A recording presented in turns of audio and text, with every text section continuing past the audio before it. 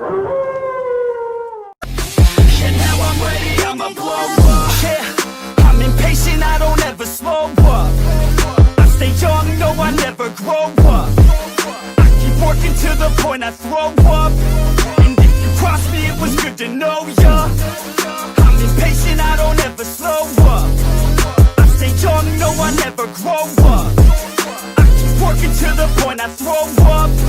And if you cross me, it was good to know ya. Yeah. Oh yeah.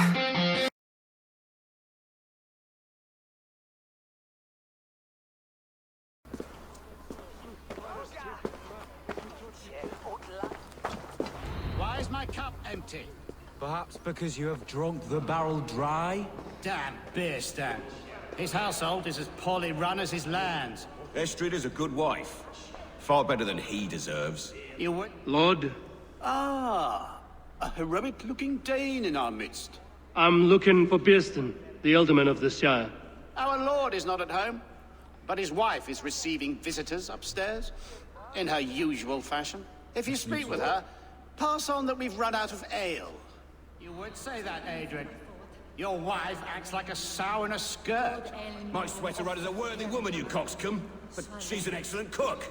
With a fine nose for truffles. If Birston does not return soon, wine will not be the only thing spilled upon his floors. Now, gentlemen. Now, gentlemen. Everyone is practiced with this waiting.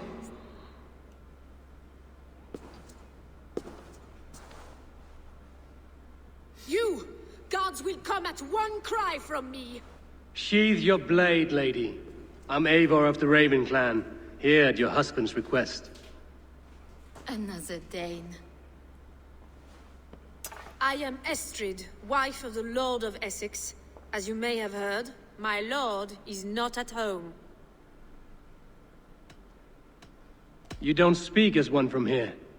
Where's your home? These rain-sodden bogs and fog-washed hills are not my home, thank Christ. I come from Francia. My grandfather walked on Frankish sod. He spoke of an appetite for conquest that rivaled our own. Sadly, my conquests are reduced to pettish thanes and graceless men, all Frankish fire extinguished. I'm wary of rounding up Saxons. Is your husband stolen, drunk, or wayward? He'll be stalking the woodlands today, hunting game and ignoring the vital affairs of Essex. One such affair is why we called for you. If I can find him, I'll remind him of his duties. Ah, such would be a miracle. His favorite haunt is southwest of here. The lavender fields there attract the prey, God help him. With luck, he hasn't been eaten, but I'll return either way. She's cocky. I like her.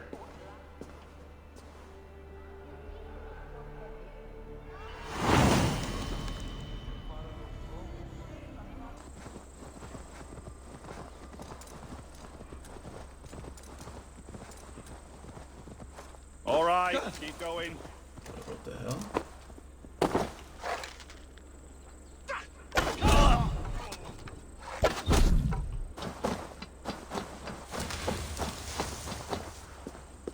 Thank you, my friend. It is appreciated. Gangardos, kommt herunter! Another two bite the dust, and another two's gone, and another two's gone. Another two bites the dust.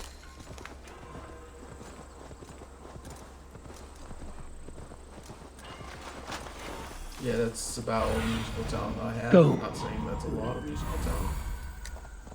Just saying that's what I got. Hunting is a fine sport, but I hope the alderman has not become the prey. No good comes from a camp this bloody.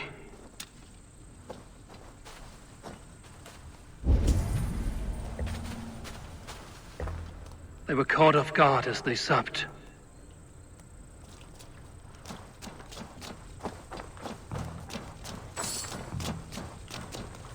Arrows, yes please, thank you.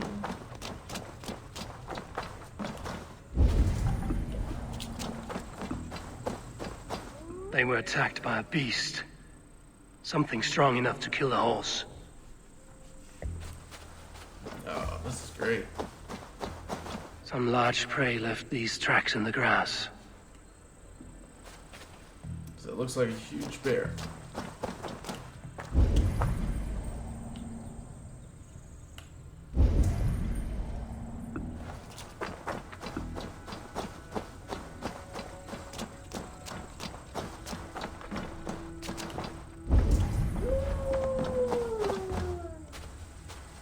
The remains of the hunting party. This one was savaged by a large animal. The hunters were prey to a large beast or two. I can only hope that Bjersten still lives.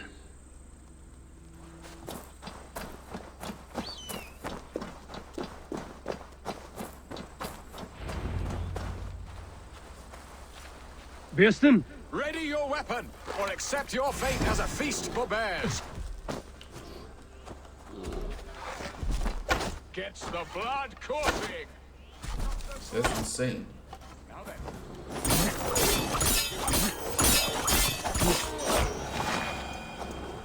You have savaged enough men today, beast.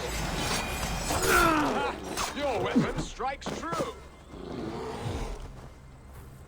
No shit. You have my gratitude to stumble upon me in my moment of greatest peril. Perhaps you were God sent. I'm Estrid sent. Your wife and the Thanes of Essex both want your balls on a blacksmith's anvil. When do they not? You could return and report that the savage claw took me. Poor Bjersten, his exit pursued by a bear. And make the beast Lord of Essex in your stead. No doubt Very my young Estrid would wife, prefer such an his old man. velvet paws to my calloused hands. So, who are you? A sellsword?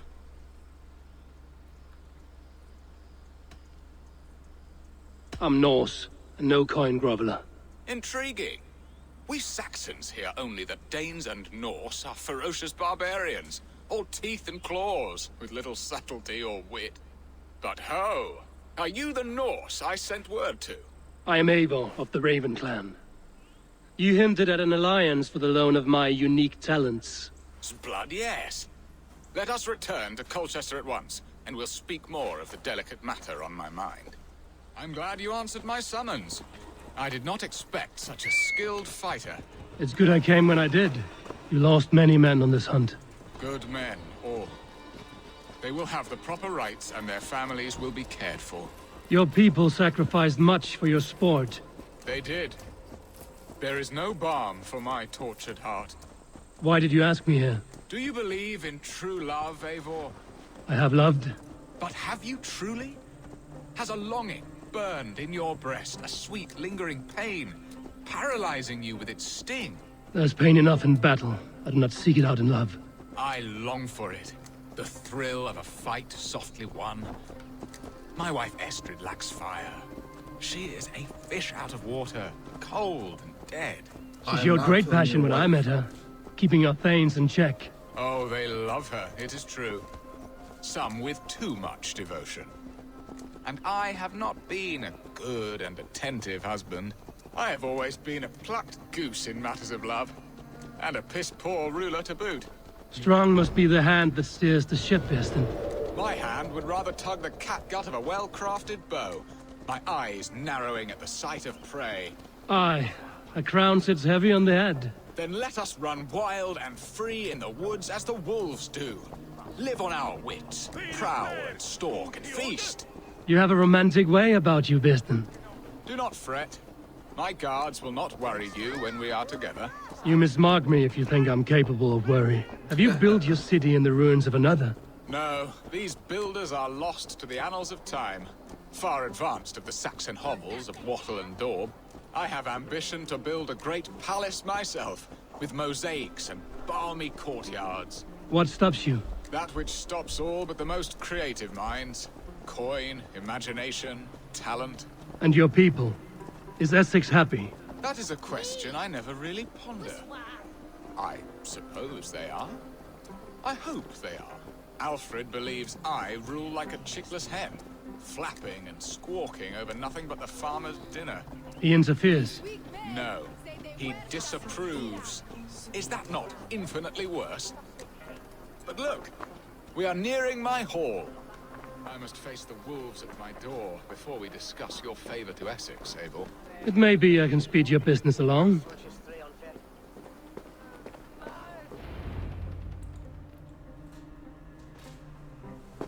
Ready to help me fend off the spears of their displeasure?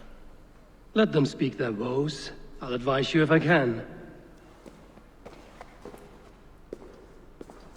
Who is this owl, Bearston, that twitters in your ear? An advisor, nothing more. Here to help Essex navigate her brewing storms. Now, my dear brethren, Adrid, perhaps you will start us off. What troubles you? You're a disgrace, Beerstan. Couldn't get a sow pissed in an alehouse. Alfred's men are crawling all over Essex. King Alfred, yes. Though it is within his right, the constant presence of his men is certainly an issue.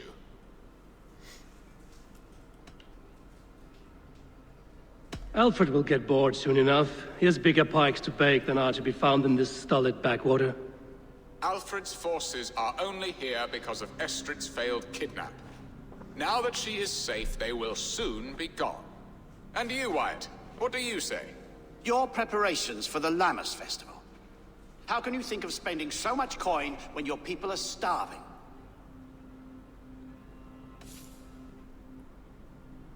He should put his own ham fist in his purse and contribute coin to the festival. Yes, you worry about the cost of such a festival, one that thanks God for our great harvest. Contribute your own coin, then.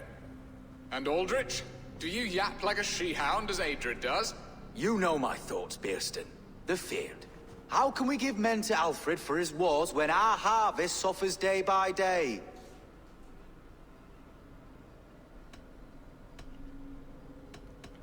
Refuse to send your men. Let Alfred's people die for his hopeless cause against the Norse. Then we refuse. Refuse our king? Has madness taken your wits, Bearston? There. Have I not answered all your questions? You are a stain on this Shire, Bearstan. Useless. Useless. That's right. Yet still you haunt my hall. Be gone. I haven't time for your squabbling. These guys are, negative. I tried some different types of answers, and none of them were happy. That ceased their prattling. A fine outcome, Abel. The very soul of balance. A firm hand is all you need, Bearston. Whether on your hunting bow or on your helm. All this talk of hunting makes me long for the woods. Your wife awaits, Bearston. Aren't you worried some other man will drench your sheets with his sweat? Ha! She does as she must. As do I. But you will discover this. You have done the impossible, Dane. Returned my errant gander to his coop. My pettish love. Such a stormy countenance clouds the sun of my return. Your thanes drank the ale the abbot gifted us. All of it. Now that is a tragedy my heart will not easily overcome. If he looked at me with the same affection he shows for hunting deer, our marriage might have survived.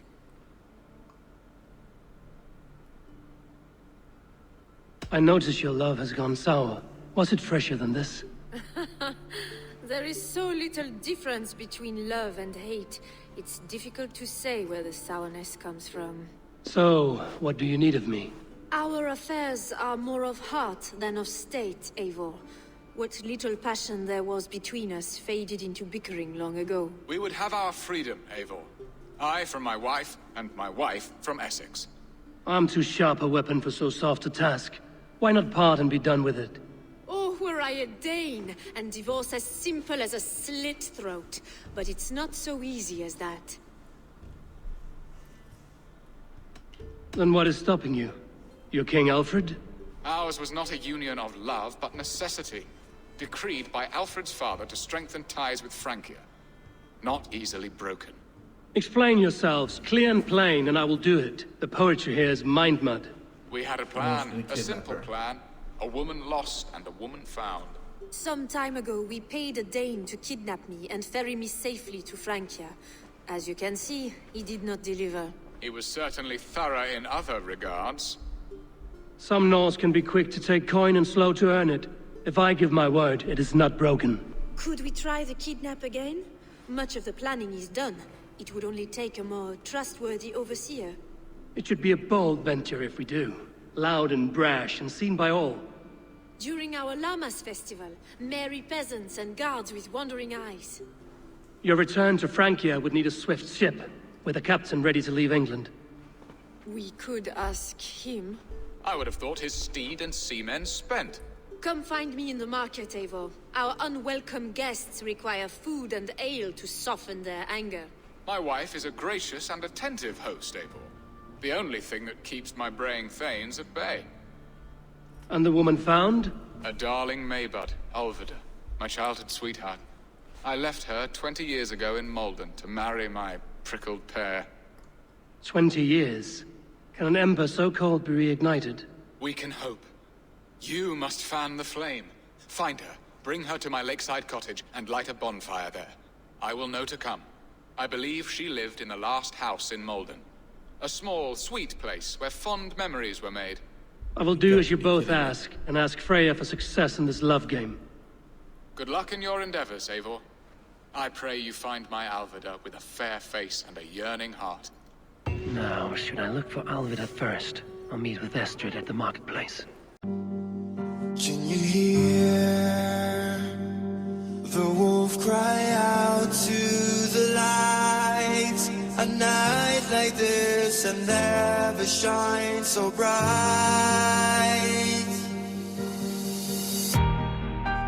So take a couple steps back as you hear me start to howl. Take a couple steps back when I lose all control. Watch me turn it